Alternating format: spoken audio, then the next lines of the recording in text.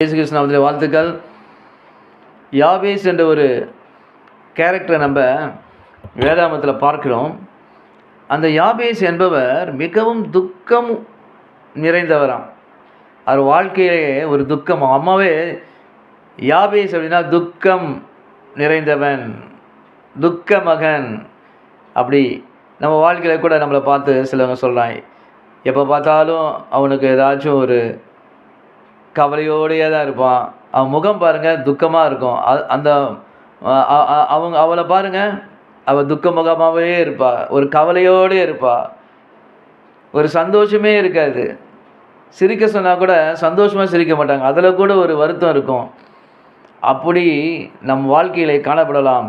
அன்பு சகோதர சகோதரிகளே, இதை பார்த்து கொண்டு இருக்கிற பெரியோர்களாக இருந்தாலும் சிறியவங்க இருந்தாலும் யாராக இருந்தாலும், தேவனை அறியாத பிள்ளைகளாக இருந்தாலும், தேவன் இன்று நமக்கு வேதாகம் மூலமாக கற்றுக் கொடுக்கிறார். யாபேஸ் அப்படியாக இருக்கவில்லை.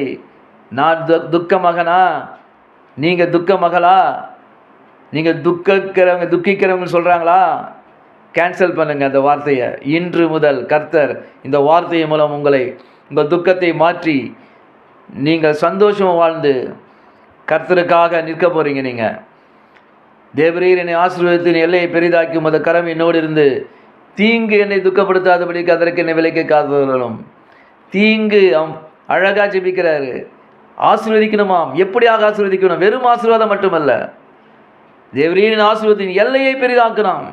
எல்லையை பெரிதாக்கினால்தான் நம் வருமானம் நிறையா வரும்.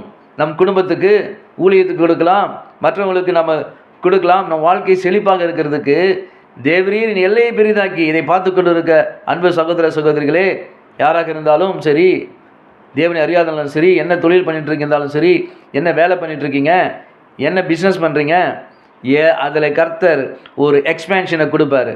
தேவரீ இன்று இயேசு கிறிஸ்து நாமத்தினால தேவரீனை ஆசீர்வதித்து என் எல்லையை பெரிதாக்கி உமது கரம் என்னோடு இருந்து. பாருங்கள், யாரோட கரம் இருக்கணுமா? கர்த்தர் கரம் நம்மேல் இருக்க வேண்டும்.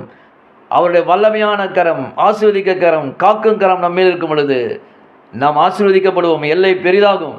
தேவனின் ஆசீர்வாதத்தின் எல்லையை பெரிதாக்கி உமது கரம் என்னோடு இருந்து தீங்கு என்னை துக்கப்படுத்தாதபடிக்கு அதற்கு என்னை விலைக்கு காத்துள்ளாம். நாம் அப்படியாக ஜெபிக்க வேண்டும். எல்லாம் இருந்தும் தீங்கு நம்மளை அணுகாதபடி, நம் எல்லையை அணுகாதபடி, நம் குடும்பத்தை அணுகாதபடி, நம் தொழிலை, வியாபாரத்தை, வேலையை, படிப்பை, நம்மளுடைய ஹெல்த்தை அது தாக்காதபடி, தீங்கு எங்களை அணுகாதபடி, நம்மை அணுகாதபடி காத்துக்கொள்ளும் என்று ஜெபிக்கும் போது கர்த்தர் கட்டாயம் நம்மை காத்துக்கொள்ளுவார். தேவ பிள்ளைக்கு இன்று